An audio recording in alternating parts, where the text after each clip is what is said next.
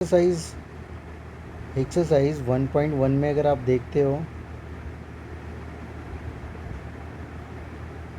Exercise 1.1 में अगर आप देखते हो एक्सरसाइज 1.1 में अगर आप देखते हो तो इसमें आपको एक क्वेश्चन मिलेगा, फर्स्ट क्वेश्चन, जो कह रहा है कि ज़ीरो क्या एक रेशनल नंबर है।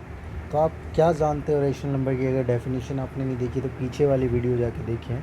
उसमें रेशनल नंबर कहा गया है कि रेशनल नंबर उस नंबर्स को कहते हैं जो p बाई क्यू के फॉर्म में अरेंज हो।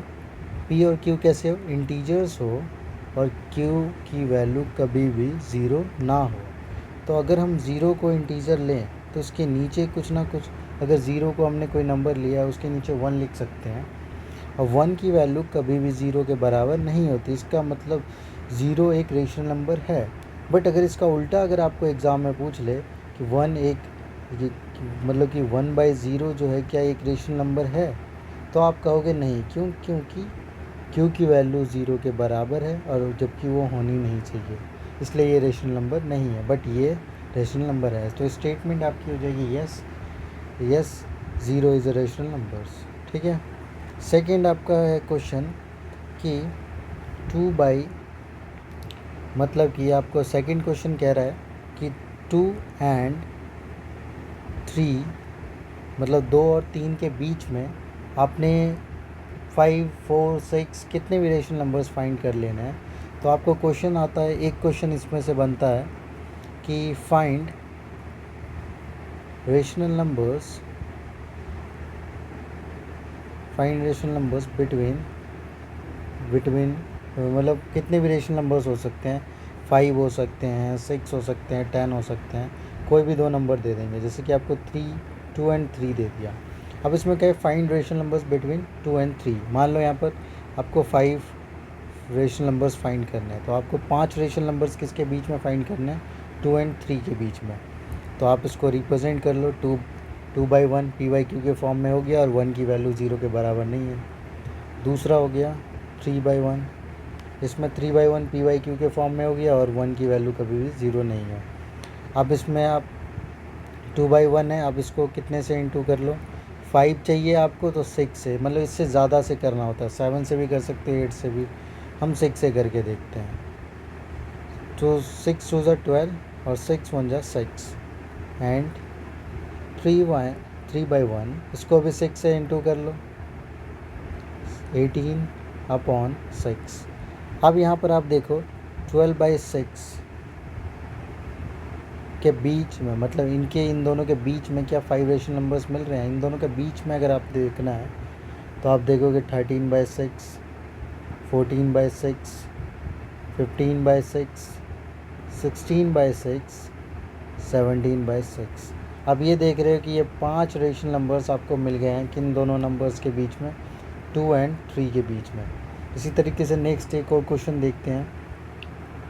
क्वेश्चन अगर ऐसे आ जाए, फाइंड 6 रेशनल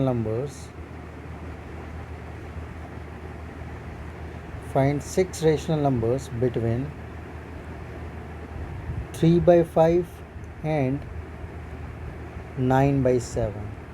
अगर आपको 6 रेशनल नंबर्स फाइंड करने हैं 3/5 और 9/7 के बीच में, तो आप किस तरीके से फाइंड आउट करेंगे?